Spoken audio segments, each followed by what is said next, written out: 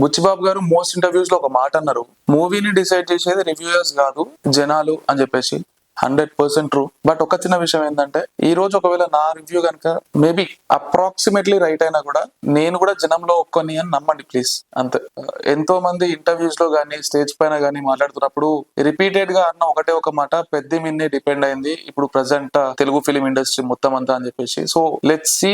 So ఈ point మీద కూడా మీకు లాస్ట్ వరకు ఒక క్లారిటీ వచ్చేస్తుంది. సో గైజ్, ఒక్క విషయం మాత్రం చెప్పాలనుకుంటున్నా, ఏ హీరోకి నేనైతే యాంటీ కాదు. మూవీ నచ్చిందంటే I will promote with my own money. నచ్చలేదు అని అంటే I just care about your money two, అంతే, సింపుల్. సో ప్రీమియర్స్ బర్త్డే కదా, ప్రీమియర్స్ చూసిన 650 సమేత ఉంది టికెట్.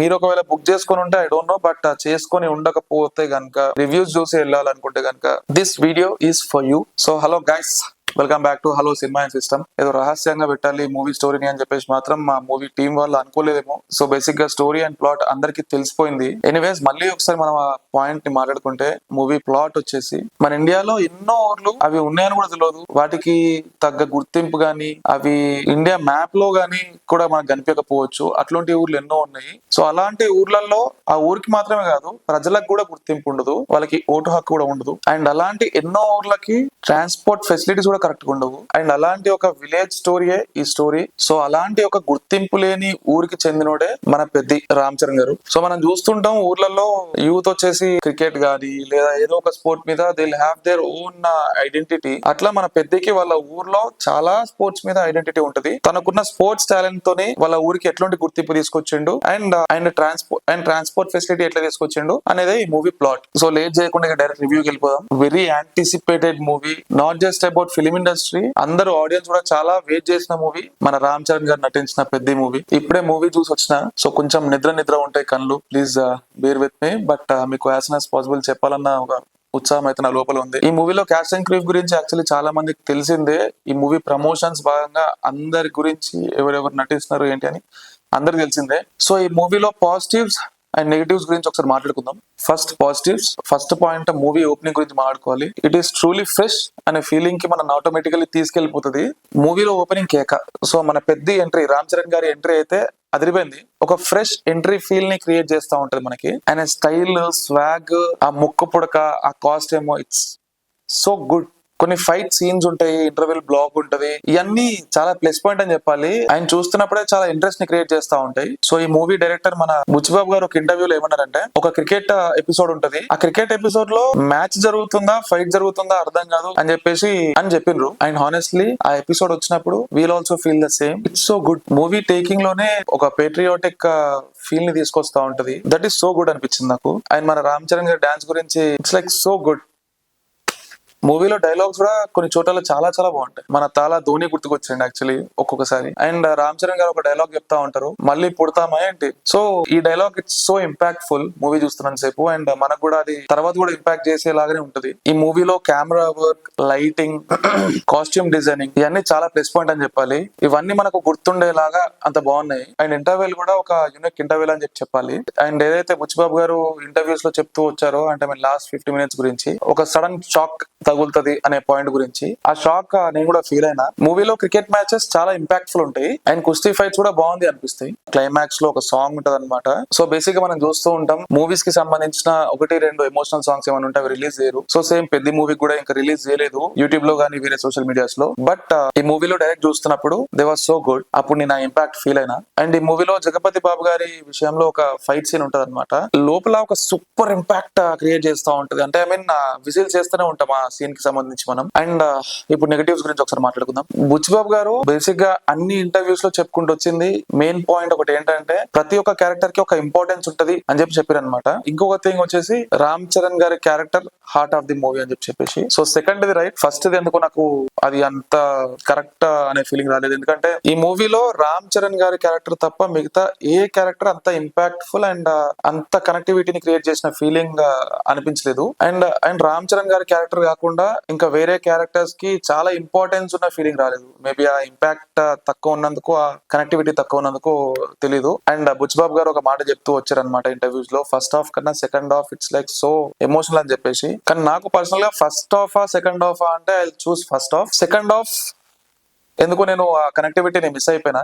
ఆ ఫైట్ సీన్స్ గానీ వీటికి గానీ ఇంకా బాగుంది అనిపించినప్పటికీ ఆ ఇంపాక్ట్ అనేది ఎందుకో లోపల రావట్లేదు మొత్తానికి. అండ్ కొన్ని కొన్ని సీన్స్ కి ఎక్కడనో ఒక దగ్గర ఒక డ్రామాటిక్ లిబర్టీ, సినిమాటిక్ లిబర్టీ తీసుకున్న ఫీలింగ్ వచ్చేస్తా ఉంటది. లాజిక్ ఎక్కడనో ఒకటి రెండు చోట్ల మిస్ అయిన ఫీలింగ్ వస్తా ఉంటది. మేబీ రామ్ చరణ్ గారి ఇమేజ్ కి సంబంధించి ఆ పాయింట్స్ ని పెద్దగా పట్టించుకోకపోవచ్చు, బట్ అవి కూడా కొంచెం చూసుకుంటే బాగుండు అనే ఫీలింగ్ ని క్రియేట్ చేసింది. And female lead Janhvi Kapoor గారు ఏమో అంత ఇంపార్టెన్స్ అయితే క్రియేట్ చేసిన ఫీలింగ్ రాలేదు. అండ్ సేమ్ లైక్ దేవరా ఒక హెవీ ఇంపాక్ట్ ఫీలింగ్ అది రాలేదు. అండ్ అంతేకాకుండా అండ్ ఆమెకి ఉన్న సీన్స్ లో మేబీ ఎడిటింగ్ లో ఇష్యూవా లేకపోతే రైటింగ్ లో ఇష్యూవా డోంట్ నో, బట్ ఆ కిక్ అనేది మిస్ అయింది మొత్తానికైతే. ఒకటి రెండు చోట్ల బాగుంది అనిపించినప్పటికీ ఆ kick it's totally last in Janhvi Kapoors character. మూవీలో అక్కడ జరుగుతున్న ఎమోషన్ మనకు అర్థమవుతా ఉంటది, బట్ ఒక స్టేజ్ వచ్చేసరికి ఆ కనెక్టివిటీ మిస్ అవ్వడం వల్ల ఆ ఎమోషన్ క్యాచ్ చేసి ఉండలేకపోయినా నేనైతే. అండ్ మనం ఓల్డ్ రెహమాన్ గారి బీజిఎమ్స్ గానీ సాంగ్స్ గానీ చూస్తే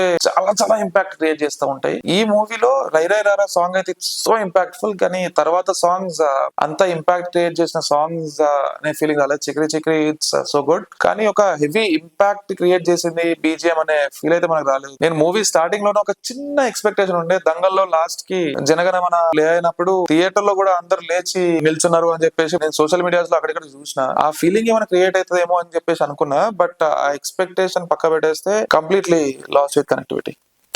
రామ్ చరణ్ గారి క్యారెక్టర్ ఇంపాక్ట్ రంగస్థలమా లేకపోతే పెద్ద అంటే ఎవర్ గ్రీన్ రంగస్థలం అనే చెప్తా నేను. అండ్ ఇండస్ట్రీలో చాలా మంది పెద్ద తర్వాత ఇంకో రామ్ చరణ్ చూస్తారు, మీరు ఇంకో రామ్ చరణ్ చూస్తారు. No, it's like Rangasthalam is so good for me.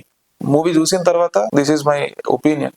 And ఈ కుస్తీ రెజ్లింగ్ కి సంబంధించి దంగల్ అండ్ సుల్తాన్ ఆటోమేటికలీ మన మైండ్ లోకి వచ్చేస్తా ఉంటాయి, అంత అంత ఇంపాక్ట్ క్రియేట్ చేసిన ఈ మూవీస్. సో గైస్ ఒక విషయం మాత్రం ఏంటంటే, వేరే ఇండస్ట్రీ వాళ్ళు ఈ మూవీని తీస్తే మనోళ్ళు ఎంకరేజ్ చేస్తారు, కానీ మనోళ్ళు ఈ మూవీ తీస్తే మాత్రం ఎట్లాంటి మూవీ తీస్తే మాత్రం ఎంకరేజ్ చేయరు అనే పాయింట్ ఒకటి ఉంది గైస్.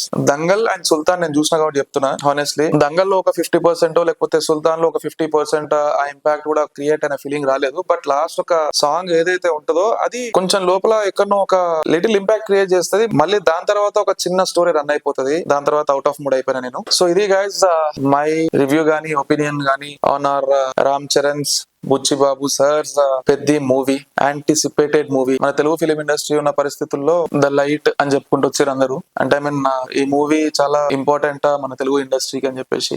ఒక్క విషయం మాత్రం చెప్తా గాయస్, బేసిక్ గా ఆట ఆడుతున్నప్పుడు మనం ఒక ప్లేయర్ మీద పిచ్చ ఎక్స్పెక్టేషన్స్ పెట్టుకుంటాము. సడన్ గా ప్లేయర్ డక్అవుట్ అవ్వచ్చు, లేకపోతే వెంటనే ఆ ప్లేయర్ పర్ఫార్మెన్స్ తోని మనం డిసప్పాయింట్ కూడా అయిపోవచ్చు. కానీ God's plan maybe it is different నాకు తెలిసి. ఎందుకంటే అదే టైంలో అందరు డిసప్పాయింట్ అయిపోయిన టైంలో ఎవడో ఒక ప్లేయర్ ఇట్లా వచ్చేసి ఒక ఇంపాక్ట్ క్రియేట్ చేసుకొని పోతాడు. సో పెద్ద is disappointing for me, but ఇండస్ట్రీని కలకల్లాడించడానికి ఇంకా చాలా మూవీస్ ఉన్నాయి, ఖచ్చితంగా ఒక ఇంపాక్ట్ క్రియేట్ చేస్తాయి. అందరి ఫోకస్ ఆ ప్లేయర్ మీదకి మళ్ళీ షిఫ్ట్ అయిపోతుంది. సింపుల్ గా God gives opportunity to everyone. ఆ విషయం మనం మర్చిపోయినప్పుడు, ఎక్స్పెక్టేషన్స్ హై అయిపోయినప్పుడు మళ్ళీ మనకు గుర్తు చేస్తా ఉంటాడు. చెప్పే అంత గొప్పనైతే కాదు, బట్ యాజ్ ఆఫ్ నౌ ఇండస్ట్రీకి ఇది లైటా అని అంటే ఇంకా we have to wait and watch. So it's your wish వెళ్ళాలా వద్దా అని చెప్పి. I don't want to give any ratings to movies.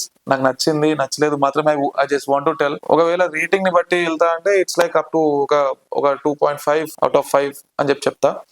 Done guys, ఈ మూవీ స్టార్టింగ్ లో ఇరుముడి టీజర్ వేసారు అనమాట, జస్ట్ లైక్ బ్లోన్ అవే. ఇరుముడి కోసం మీరు కూడా వెయిట్ చేస్తున్నారా? నేనైతే పిచ్చ వెయిట్ చేస్తున్నా. పెద్ద మూవీని ఎవరైనా చూసి ఉంటే how you felt comment box లో రాయండి. జై హింద్, జై భారత్.